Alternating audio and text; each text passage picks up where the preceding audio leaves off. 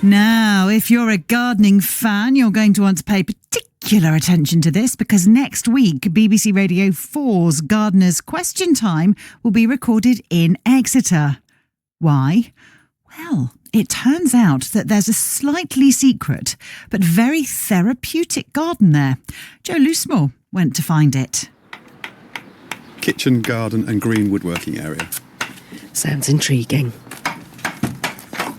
We're at the back of essentially our car park, but we're on the edge of a large cliff edge, really, that just goes down through to the River Exe. So I just jumped at the idea of having a garden that was literally like a stone's throw from where people live. You describe it as a garden, but actually there's so much more here. We literally walked in and there is a pretty substantive woodworking area, and I think I'm seeing a wood-fired oven, as well as raised beds, a lower level down to a polytunnel as well. I mean, this is not just a garden, this is a world, isn't it?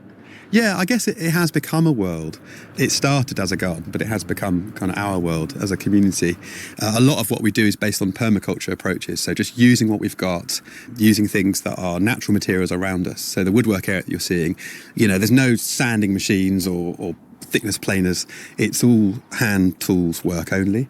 We're currently renovating a chicken coop with some young people. So it's kind of endless little projects. Tell me about then the residents and why a garden can make such a difference to them. So behind us is our stage 1 accommodation, where we have 31 flats essentially with shared bathrooms, and a young person moves here after being in insecure accommodation or sofa surfing or on-street homeless, and that's their first kind of landing moment, is often being shown a room and often then kind of walking down to see this space, to see what's on offer here.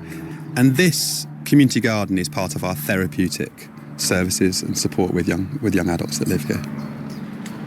With the woodwork area on the left, over to the right, wooden raised beds on either side, and it looks as though the growing's pretty good here. Yeah, we're having a good year. We had a donation of donkey poo, and within a couple of days the smell stopped, and it's really enriched our beds. So this year we've got a load of sunflowers by the olive tree there. We've got some broad beans, we did some runner beans, and obviously this perennial flower bed all the way along, we've just let it go a bit, and we've enjoyed it this year. So we've got the tall fennel. I think that rapeseed just landed probably because of a bird. And we've got the Shasta daisies and the fig trees. Yeah, it's going well.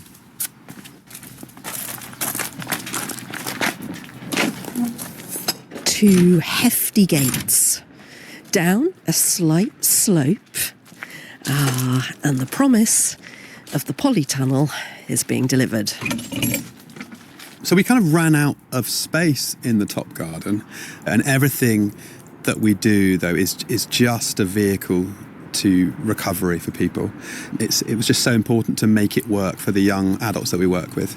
And we have a lovely neighbour who owns this bottom garden, who said, actually, why don't you use it? And this is our 3rd growing season down here, and having enough space to breathe and be as a community in this garden was really important. You talk about the power of this garden, and you use words like recovery. How does that happen? Everyone that comes to these spaces are really different. And so for some, recovery is finding routine.